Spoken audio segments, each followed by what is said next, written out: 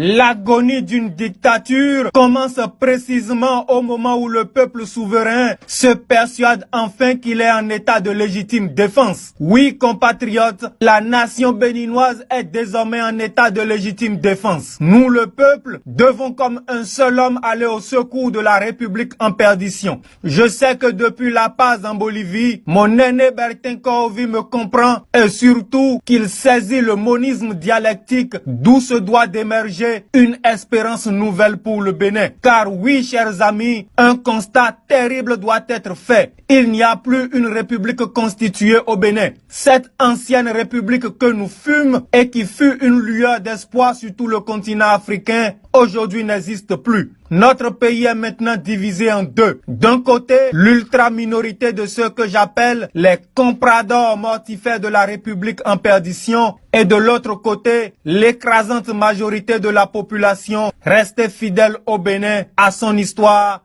et à son avenir. Compatriotes, mes frères, je vous le répète, il y a un complot contre le peuple béninois. Et ce complot a pris le visage de ce comité d'experts à la réputation infecte dont les membres, les uns après les autres, comme un troupeau de bœufs, sont allés boire à la mare de Talon Patrice et de la rupture. Les conclusions du rapport par eux produit, mais surtout les recommandations qui en émergent, sont en réalité un tissu de propositions malsaines et malfaisantes dont ils veulent faire une corde pour pendre le Bénin, les Béninois, mais surtout la démocratie. Plus rien ne m'étonne, comme disait la chanson de Tiken Jah Fakoly. Non, compatriotes, plus rien ne m'étonne. 2021 ou 2026, peu importe. Mais ce qui est désormais sûr, c'est que Talon Patrice a la ferme intention de s'accrocher au pouvoir comme une chauve-souris s'accroche à un arbre fruitier. Soutenu dans son initiative par quelques nervis que seuls semblent guider l'appât du gain, en plus d'une gloutonnerie rédhibitoire, Patrice Talon refuse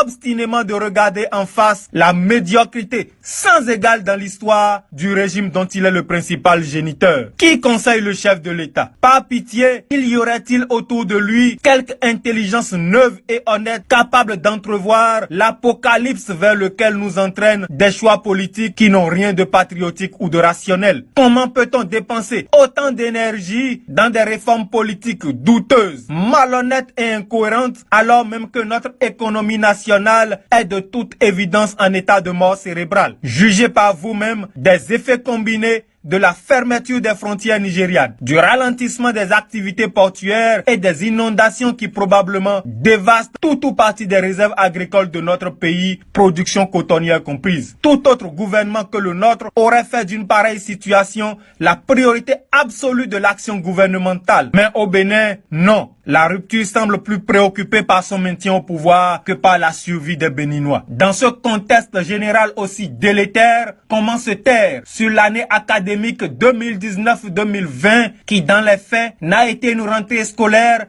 ni pour les enfants, ni pour les parents d'élèves et pour les enseignants encore moins. Le taux de chômage culmine à des sommets historiquement jamais atteints et il y aurait eu quelque espoir si au moins le Bénin, notre pays, jouissait encore du prestige passé d'être une démocratie respectable. Mais hélas, nous sommes désormais un pays mis au banc des nations et dont aucun pays sérieux ne souhaite aujourd'hui rencontrer le chef d'État. Même la Russie de Poutine, nous le savons désormais, n'est point demandeuse d'une relation stratégique avec le régime de Patrice Talon. Voilà les faits, chers compatriotes. J'ai entendu mon aîné Bertin Kohovi se morfondre sur le sort réservé à l'ancienne résidence de feu le président Mathieu Kérékou. Sachez, chers grands frères, qu'au-delà de cette résidence, ce que ce régime veut détruire en réalité, c'est l'héritage politique et historique de Mathieu Kérékou. Justement parce que ce grand homme leur rappelle tout ce dans quoi ils ont échoué. Ils ont échoué à unir une nation. Ils ont échoué à bâtir une république.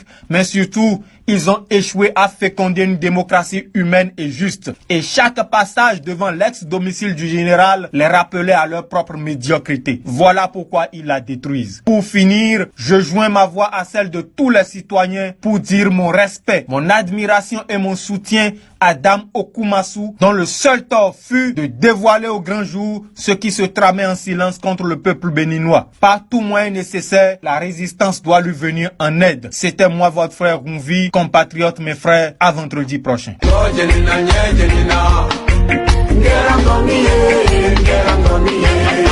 Y'en a qui pensent que j'aime pas leur leader. Ils ont raison, je préfère le peuple. Et d'autres pensent que je suis arrogant. Ils ont raison.